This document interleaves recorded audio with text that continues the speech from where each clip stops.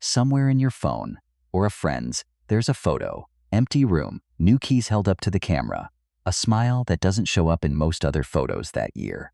The photo isn't lying. Something real happened that day. But here's the part nobody photographs. In a large share of these purchases, the numbers on the closing statement made a weaker case than the feeling did. Not a scam. Not exactly a mistake either. A different kind of decision, wearing the clothes of a financial one. I'm going to show you how the industry built around that moment learned to sell the feeling first and let the math follow quietly behind it, and why the debt that results is real even when the reasoning wasn't. The belief is familiar enough that it barely needs saying out loud. Renting is spending. Owning is building. Every month of rent disappears into someone else's mortgage, while every month of a house payment adds a small brick to something that will eventually belong entirely to you. Buying a home is what responsible adults do once they reach a certain point, and staying past that point in a rental starts to look less like patience and more like avoidance. Parents ask about it at dinner. Friends post about it. The math even seems to support the instinct on its face. An asset that appreciates has to be better than a payment that simply vanishes. There's a second, quieter comfort sitting underneath the financial one, and it usually does more of the actual work. A home is proof. Proof that the drifting years are over, that you've arrived somewhere solid enough for a bank to hand you 6 figures of debt, that whatever question your family has been circling at holidays can finally close. It is a life milestone with a legal document stapled to the back of it. 83% of Americans, across every generation surveyed, describe homeownership as an essential life milestone, and roughly half say you have to own one to build real long-term wealth at all. None of this feels like marketing while it's happening to you. It feels like arriving at common sense on your own, which is precisely what makes it worth examining closely. Here's the crack. A survey of people who bought a home within the last 12 months found that only 37% reported no issues with the decision at all, which means the remaining majority is carrying some version of second-guessing that never makes it into the closing day photo. Nearly half were caught off guard by what ownership actually cost once the mortgage stopped being the only number on the page. A roof with 5 years left in it, not 15. An HVAC replacement priced at $11,000, discovered in a July heatwave with no landlord left to call. A homeowners association letter announcing a special assessment nobody budgeted for. A separate study of homeowners generally, not just recent buyers, found 60% report at least some degree of remorse, and a quarter say they feel it often, not as a passing thought but as a recurring one.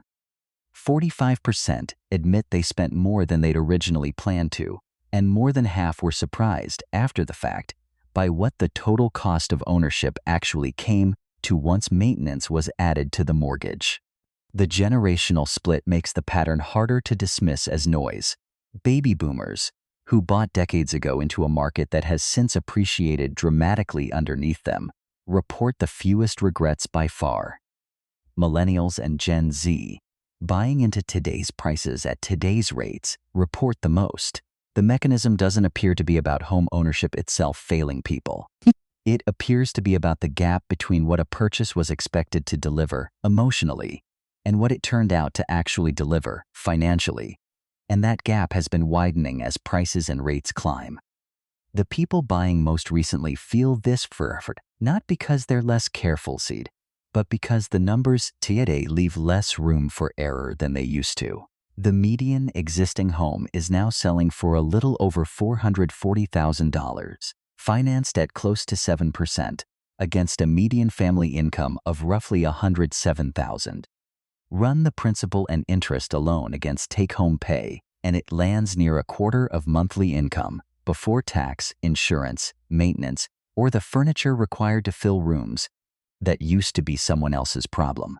None of this proves any individual purchase was wrong.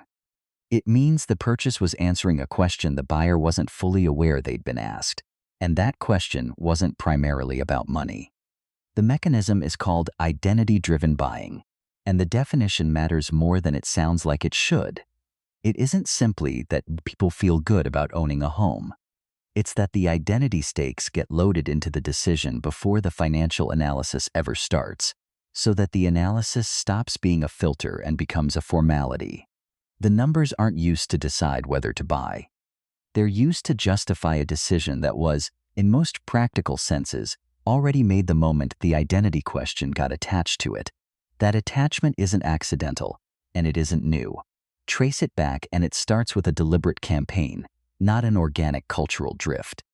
In the 1920s, the Department of Commerce, then run by Herbert Hoover, launched a national Own Your Own Home campaign, explicitly designed to increase homeownership rates, and with them, a sense of civic stability and investment in the existing economic order. After the Second World War, the mechanism scaled dramatically. The GI Bill and FHA-backed underwriting created the first mass homeownership class in American history, and the marketing built around it didn't sell shelter. It sold arrival. Real estate trade groups spent the following decades reinforcing a specific equation in the public imagination. To own is to have made it, and to rent past a certain age is to still be figuring life out. That equation was never neutral. It was manufactured, repeated, and eventually internalized so completely that most people who hold it today have no memory of ever being taught it. The modern version of the mechanism runs on the same logic through newer channels. House hunting entertainment restructured shopping for a home into a narrative arc with a resolution, 3 finalist properties and a reveal, training an entire generation to experience house hunting as a personal story rather than a financial comparison. Real estate platforms built for browsing, not just transacting, turned window shopping into a habit, the way scrolling does, except each listing comes preloaded with a fantasy of a finished life attached to it. Social media added the final layer, the key reveal post, the moving day carousel, the caption about finally being adults. Each one functions as a small advertisement for the milestone, produced by amateurs, for free, at a scale no real estate marketing department could ever pay for directly. The people positioned to profit from the identity framing are specific, and their incentives point the same direction. A real estate agent's commission is calculated as a percentage of the transaction, not as a fee for advising a client out of one, which means the entire professional structure rewards closing, not caution. A mortgage originator earns on origination volume, not on the buyer's 10-year financial trajectory. Homestakers, inspectors, and closing attorneys are all downstream of the same transaction happening, not of it being the right one. None of this requires bad faith from any individual in the chain. It only requires that everyone in the chain be paid the same way, regardless of whether the buyer's decision was primarily financial or primarily emotional, which means nobody in the transaction has a structural reason to slow the identity part down. The identity framing also has a specific, well-worn line attached to it, repeated by agents so consistently it functions almost as scripture. You're just paying someone else's mortgage. It's presented as a financial argument, but it isn't really one, because it compares rent to a mortgage payment alone while quietly excluding property tax, insurance, maintenance, HOA dues, closing costs, and the opportunity cost of a down payment that could otherwise have been invested. As a piece of persuasion, though, it works precisely because it reframes the rejection of a purchase as a kind of ongoing financial defeat, something happening to you every month rather than a choice you're actively making. The moment a renter accepts that framing, the identity stakes are already loaded, and the spreadsheet that follows is built to agree with a decision the framing already made. Once the purchase closes, a second layer of the same mechanism activates, quieter but no less structural. Home improvement retailers, furniture chains, and renovation contractors all see a documented spike in spending immediately following a home purchase, driven less by necessity than by a new owner's need to make the space feel like a completed identity rather than a half-finished one. None of that spending shows up in the original comparison between owning and renting, and almost none of it gets counted when a buyer later tries to explain, to themselves or to anyone else, why the numbers fell tighter than expected within the first year. Here's what almost never gets said in the room where the decision actually happens.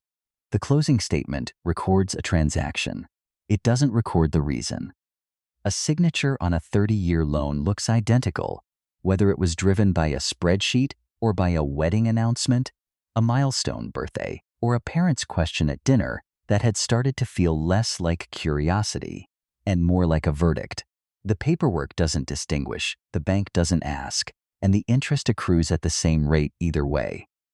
That's the part worth sitting with before we get to what it actually looked like for one person, because the mechanism doesn't announce itself. It just quietly sets the price of the feeling at whatever the market will bear and lets the buyer discover the total later, one statement at a time. Maya Chen is 35, a marketing manager earning $81,000 a year, and on a Tuesday evening in April she is sitting at her kitchen table with a letter from her homeowners association open in front of her. The special assessment is $9,200, due within 90 days. Her share of a roof and facade repair the building has been deferring for years. She does the math twice, the second time out loud, and what she lands on isn't the number itself. It's that she has, by her own spreadsheet, saved less in the 4 years since buying this condo than she did in the 4 years before it, while renting a nearly identical unit 2 floors down in the same neighborhood. The feeling she names, sitting there, isn't panic. It's something quieter and harder to shake, a kind of discomfort about who she thought she was proving herself to be when she signed the paperwork and who that turned out to actually be. Rewind to the decision itself 4 years earlier. Maya was 31. Her younger sister had just gotten married. Her parents had started asking, gently at first, and then less gently when she was going to get settled, a phrase that in her family had always meant one specific thing. 3 friends from her college group chat had posted key reveal photos within the same 6 months. She wasn't unhappy in her rental. She could afford it comfortably, had a strong emergency fund, and had never run a real comparison between owning and renting the identical unit type in her own neighborhood. What she had was a rising, specific discomfort every time the subject came up, and a growing sense that continuing to rent was starting to say something about her that she didn't want said. She bought a 1-bedroom condo for $328,000, 5% down, at a rate just under 6%. $16,400 of the down payment came from her own savings. The rest, $6,000, was a gift from her parents, given without her asking, the week after she mentioned she'd started looking. She has never told anyone, including herself in so many words, how much that gift shaped the decision to move forward when she still had 2 other units on her shortlist and hadn't finished comparing them. The monthly payment, with taxes, insurance, HOA dues, and private mortgage insurance included, ran about $400 higher than her rent had been. She budgeted for that gap. She did not budget for the 2 special assessments in year 2 and year 4, the $2,600 plumbing repair in year 3, or the fact that HOA dues themselves rose 9% annually over the period, faster than her salary did. Renting, she now calculates, would have cost her roughly $14,000 less over the same 4 years, even before accounting for the opportunity cost of the down payment itself sitting in the property instead of invested elsewhere. She ran the comparison against the actual 2-bedroom unit 2 floors down, not a hypothetical, because her former building manager still sends her the listing whenever it turns over. None of this means she made the wrong decision, and she is careful, even now, not to frame it that way to herself. What she notices instead is narrower and more specific. She cannot point to the month the math became the reason. It never was the reason. The reason arrived fully formed at her sister's wedding, and the spreadsheet came afterward, dressed up to agree with a decision that had already been made. She is not selling. Her rate is now a full 1.5 points below what a new buyer would pay today, which means moving would cost more than staying, even with the assessment. She is, in a specific and current sense, locked into the proof she bought at 31, still paying for a feeling that resolved itself within about 6 months of the purchase and left the debt behind to keep going without it. Maya's spreadsheet is one household. The pattern underneath it is closer to a design specification than a coincidence, and it shows up at scale in the numbers. 83% of Americans call homeownership an essential life milestone. 85% tie it directly to their concept of the American dream. Half say it's required to build real long-term wealth at all, a claim that doesn't hold consistently once you compare owning against renting and investing, the difference across many metro markets and time horizons. But that survives as belief regardless, because belief was never really the product being tested against a spreadsheet. Now look at the other side of the same population, the people who actually did it. A recent survey of current homeowners asked whether ownership had delivered on its promise as a cornerstone of a stable, secure life. Just 18% said it fully had. Another 45% said only partially. 36% said it had largely or completely fallen short. That gap between the 85% who believe in the promise before buying and the 18% who say it was fully kept after is not a rounding error. It is the actual size of the space where identity-driven buying operates, wide enough to hold millions of households at once, every one of them arriving at the decision through a version of the same sequence.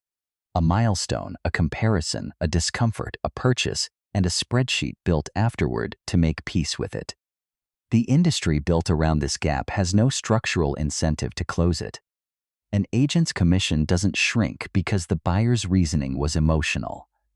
A lender's approval doesn't require the applicant to prove the purchase beats their current rental on a 10-year comparison. Underwriting checks whether the income can service the debt, not whether the debt was the right decision for that income to take on. The entertainment and social media layers that manufacture the milestone imagery cost the real estate industry nothing to produce, since some millions of buyers now generate that content voluntarily, for free, as soon as they close. Zoom out further, and the same asymmetry shows up in how people shop before they ever contact an agent. Real estate browsing apps report enormous volumes of daily active engagement, built on saved searches, favorited listings, and casual scrolling.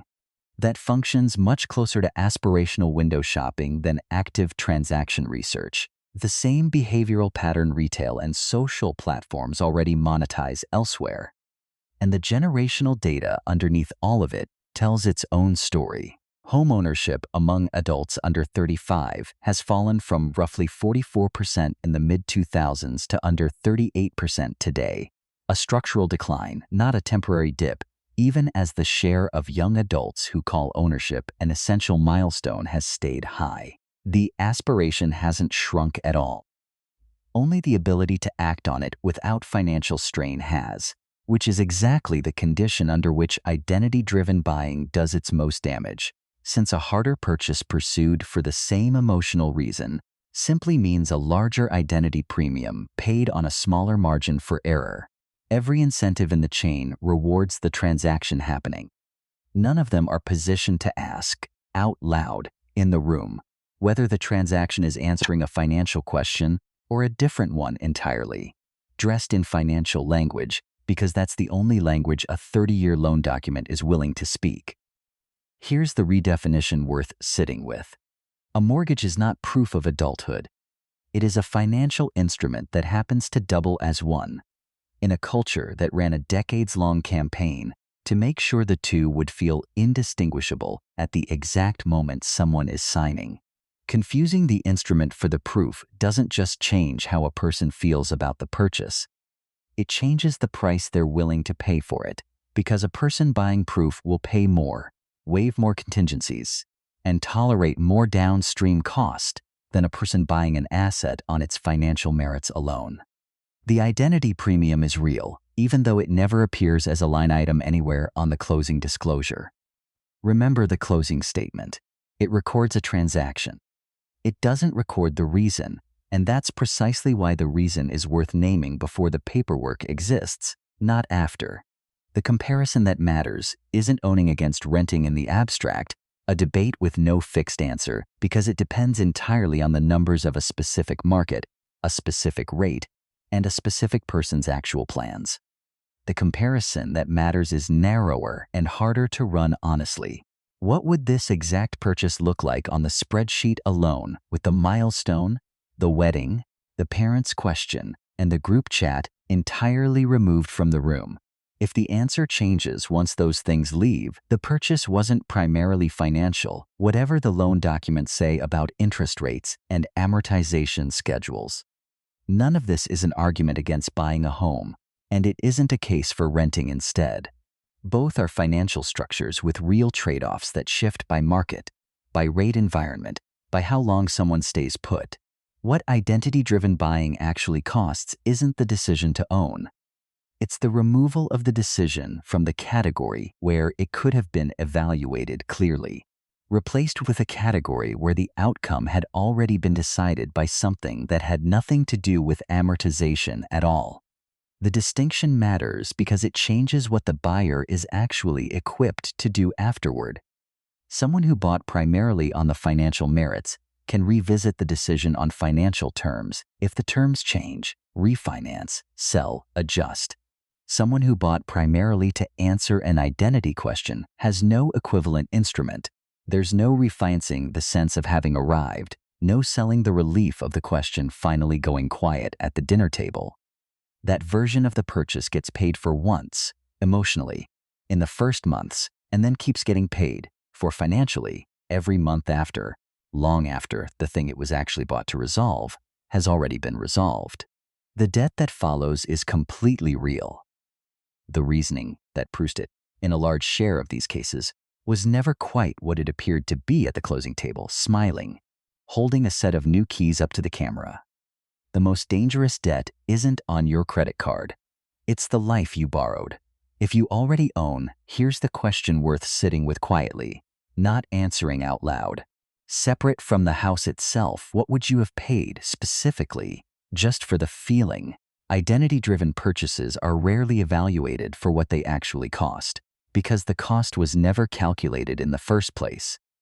Next, we look at what happens to a decision like that when it isn't made at all, and why the years spent not deciding turn out to be the most expensive ones on the entire timeline.